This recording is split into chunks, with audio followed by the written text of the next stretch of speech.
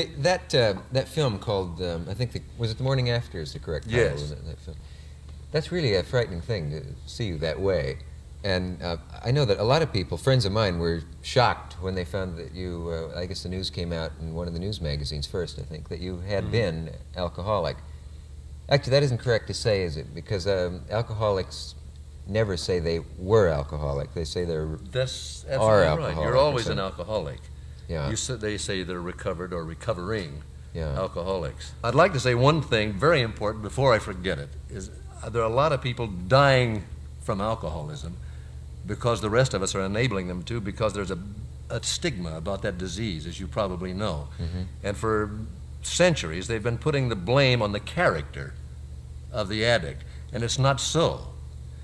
There's no degeneration or loose morals or character defects in an alcoholic. It's a physical disease. An alcoholic has a certain metabolism and glandular setups that make them chemically adapt themselves to alcohol. And for them it is a stimulant, and it is calories, and it is food, and their bodies adapt to it. And it is a true addiction. And it has nothing to do with a person not being mature enough not to drink too much. It's a true addiction, like heroin addiction. Does that mean that you were destined to become an alcoholic at birth if you Yes. ever took a drink? That's true. That's, Now, for me, it took many, many years as just a social drinker along with everyone else. Yeah. And of course, by the time I realized I was in trouble, I was too deluded, like most alcoholics are, to be able to understand what was wrong with me. Can you, I know it's supposed to be hard to find the point where you became an alcoholic in the sense that you were over the line into the danger zone.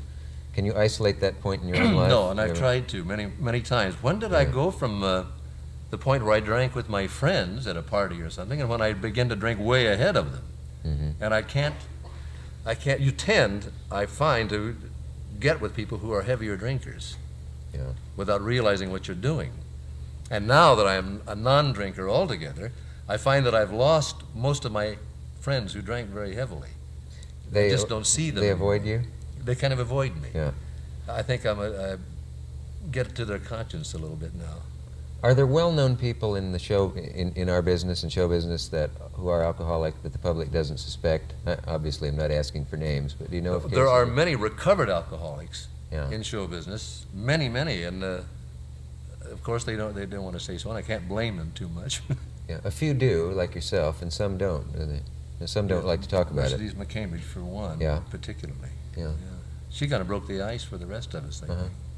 I know Robert Young has talked about his in articles. Yes, Dana Andrews. Yeah. It's fascinating.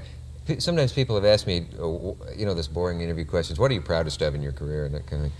And it's always hard to think of those things, but I did a two-part show on alcoholism one time. And Yes, whenever you get a letter that says, your show saved my life, you know, or something, I guess that has a kick that you can't get in any other kind That's of very, show very business. true. And I'm sure you got a lot of those. There are a lot of those. Television has a great power that way if used Yes. that way. Can you look at old shows that you've done and tell when you were crocked, or were you ever in your Never. work? I was never crocked. I love that. During work. Yeah. I did not drink before work or during work or ever in the daytime, which was my own particular cop-out. I said, I'm not one of those guys who has to have a drink in the morning, and I do not drink in the daytime or at work. I drink at home after work. And that proves to me that I didn't have a drinking problem. That's right. A lot of people say that. Are you kidding? I can go all day without a drink. That's right, by gritting my teeth. And yet they can be alcoholic. Oh, yes. Yeah. Vernon Johnson wrote a book called I'll Quit Tomorrow, which I recommend to anyone who has a relative or a husband or wife that they think has a drinking problem. It's marvelous.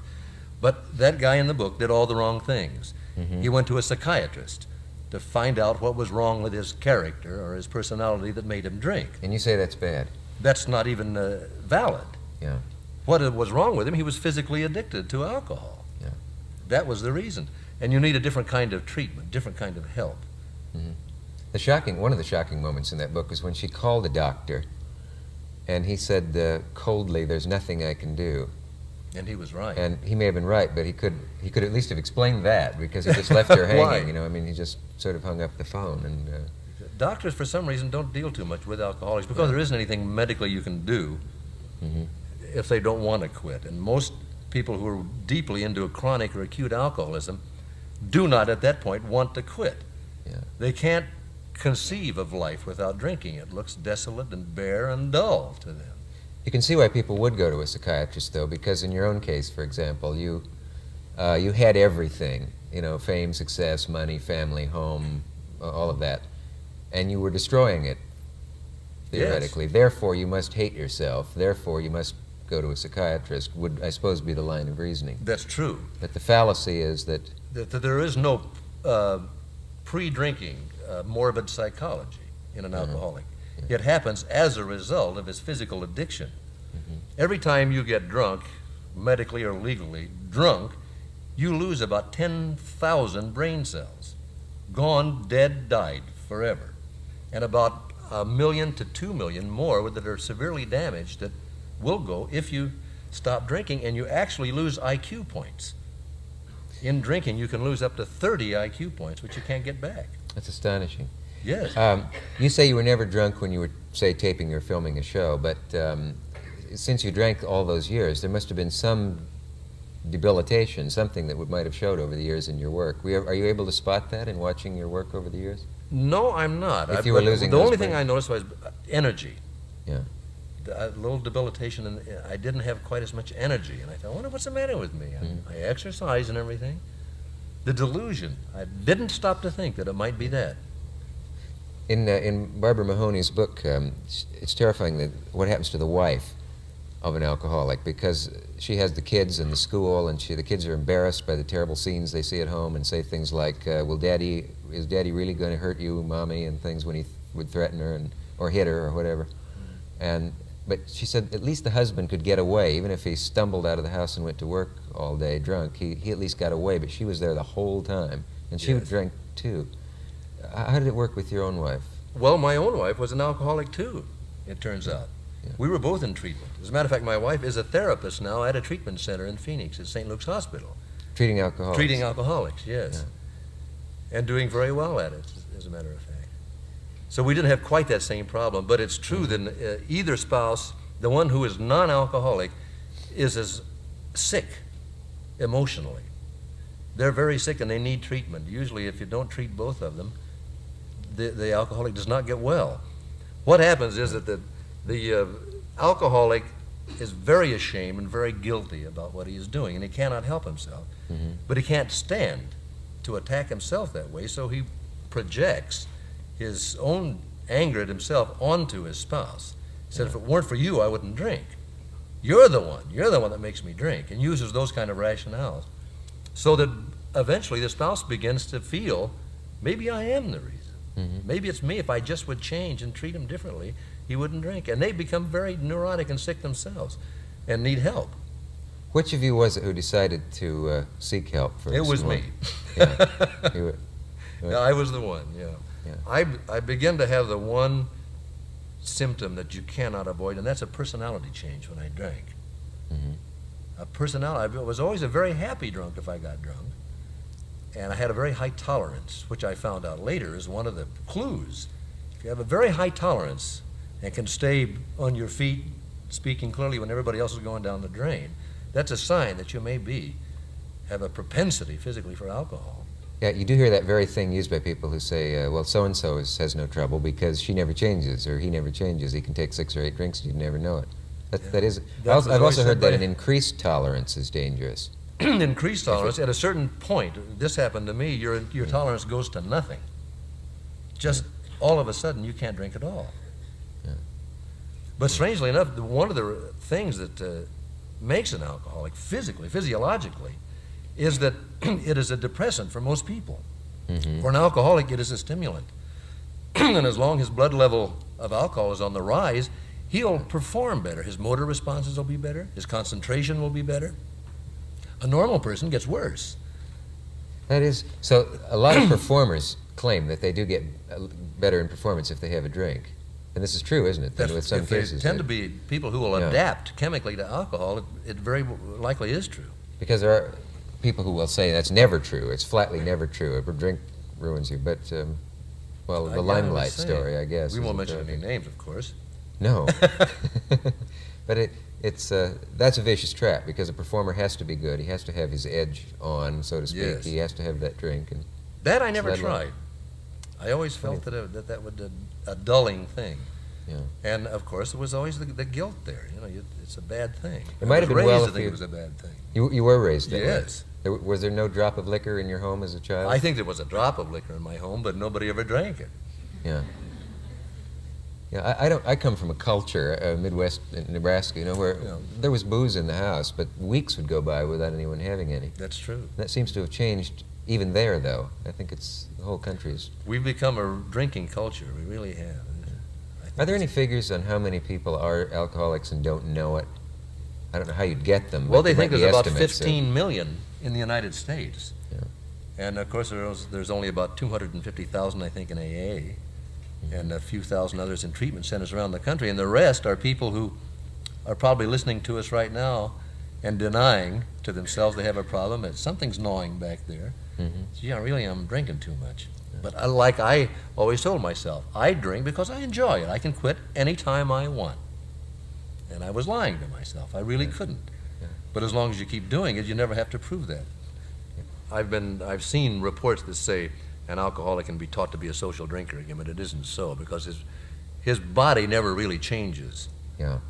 I think there's some damage that's done that never can be set right again. And if you ever drank, I think I'd probably be back to drinking too much again. And I like life too much without it now. Now that I'm completely free of it, I don't have any desire to ever drink again. Did anybody, like an agent or anyone, ever warn you to stop drinking or you'd ruin your career? No, but a very dear friend of mine did. Yeah. About 4 years ago, I believe. Very dear friend of mine. And it's amazing how deluded I was, because I really wasn't very nice about it. And I said, that's my business. I enjoy it, and that's my business. I don't think you have any right. And the poor man cried. And I couldn't see it. It took me a long, long time to understand, you know, that he was seeing me objectively, and I was totally deluded about it. At the later point, did an agent or anyone ever warn you not to admit that you were an alcoholic, because that would ruin your career? Many, many. Really? Yes, they don't. Please don't do that. They didn't care if you didn't quit, but they just didn't want you to talk about it. Please don't talk about it. Really? Well, I didn't know, what kind of reaction I might get. I had a family on this show. It was really quite a gripping interview to do, and certainly to watch, on one of those alcohol shows, where the mother and the father and the daughter, who had found the mother with a bullet in her head, having tried to kill herself. And I wonder why some alcoholics try suicide and others don't. Were you ever near suicide? No, although I thought of it at times. I think almost every alcoholic does. When they're it's a terrible depressant to your brain. Terrible depressant. A lot of about 50% of the suicides in the United States are alcohol related, but they're not all alcoholics. If a set of circumstances hits a human being, someone hears maybe that he might be fired, or he has something on his mind and drinks a little, they can fall into a depressed state where they're not thinking clearly and commit suicide, and it has happened. They're not all alcoholics, but it is alcohol related. Do you wish that booze were not a subject for humor? I do now, and I've played my share of comedy drunks. I did on Broadway, as a matter of fact, in a review. It was my big thing to come out in one and do a drunk. Do you wish Dean Martin would let up on the booze humor? I don't like to get that narrow-minded about it, really. I don't like to be a crusader or have missionary zeal about booze. A lot of people can drink socially, and they don't have any propensity towards alcoholism. They'll never become alcoholics. There are a lot of non-alcoholic, irresponsible drinkers who drive and do such things as that. But unless booze could just disappear from the face of the earth, I don't think there's anything can be done about it. Did you drive when you were drunk? I have. Yeah. Yes, I have. Fortunately, nothing ever happened to me. Did you roll a car over once alone? Was that, I had a wreck in a sports car that was not related to alcohol. I happened to be sober at the time. Gee. There's a negative lesson in that, I guess. Yes. Can you tell what the worst aspect of it is when you're drunk? Is it looking back over it all? Is it the damage you do to yourself? Is it the damage you do to your wife or your kids? Or, Well, all of that is a terrible thing, because you do have terrible guilt and terrible shame.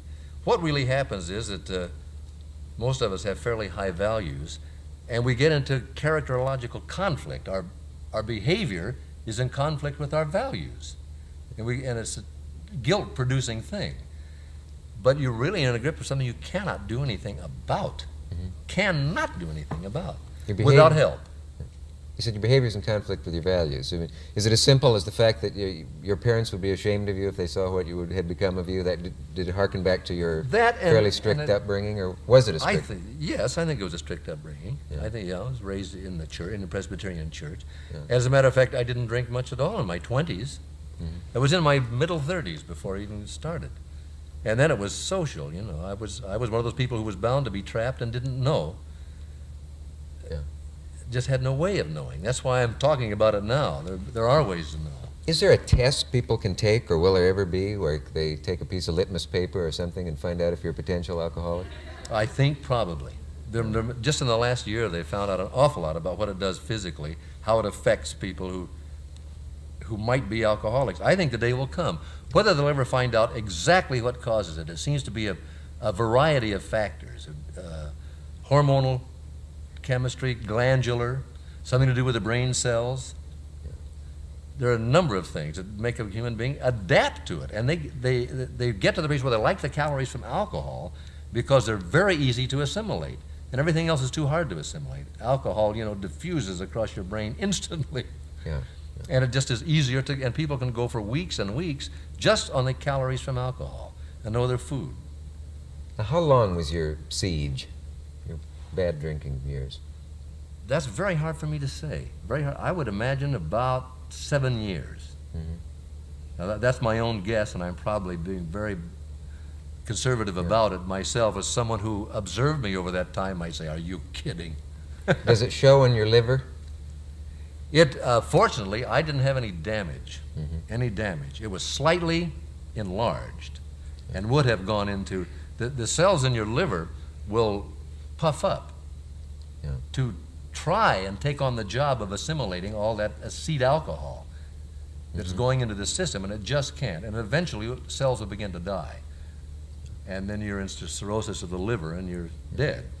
When you were in the haze of being when you were boozing, forgive the crude term, when you were drinking, could you see through that haze people's attitude changing toward you, and people beginning to not want to come over to the house in the evening or anymore? And well, the people who came over liked to drink as much as I did. You attract that sort of person? I usually drank at home, I must say. I wasn't a swinger or anything like that. I just drank at home. Got grandiose and verbose. Loved to debate things like religion and all those things. And now I go to parties, cocktail parties, where I don't drink, and to stand off objectively and watch the transition of a cocktail party between 0.25, per millimeter, I guess it is, blood alcohol, as it goes up, the decibels. It gets louder and louder in the room. Suddenly people are talking about politics and religion and solving Watergate. Yeah. And then a few more drinks, a couple of hours later, and it's really loud. A lot of hearty laughter and backslapping and hugging, and the guys are starting to tell dirty jokes, the ones they wouldn't tell otherwise. Yeah. And then later in the evening, about 80% of those people will be very euphoric and happy, but about 20% will either be angry or very sad. You'll see people sitting down crying and saying, "Leave me alone, you don't understand," or somebody will get in a terrible fight. Can you tell which ones are the problem drinkers? Well, the ones who stay till the party is over and then some usually are the problem drinkers. Yeah. Maybe headed for addiction, but there are a lot of heavy drinkers who are doing a lot of damage to their liver and to their brain, who are not alcoholics, are not addicts. That's the tough part, is to say I am an alcoholic, isn't it? It really is. It's the hardest part of treatment. No matter how much help you have, the job is to get somebody to admit that they can't handle it. They have no control over alcohol if they drink. Do they say, "Are you Van Dyke? What did you have to drink for? You had everything." Do you get that attitude from people? That's true, as if something tragic had to happen. That's the common belief about alcoholism, unfortunately. That there's something terribly wrong in your life or you wouldn't do it. But an alcoholic drinks for the same reasons that the social drinker does. Relief from tension and stress, to feel comfortable with strange people, to lubricate social intercourse. Really, is what it is. Do you envy me that I can take a drink? And that No, I went through about a year as I guess most recovering alcoholics do, it takes a year for your system to get back to where it was before. Really resenting it sometimes. Other people could drink. Now I have no desire to drink. And I don't envy people who do at all. Yeah, that's good.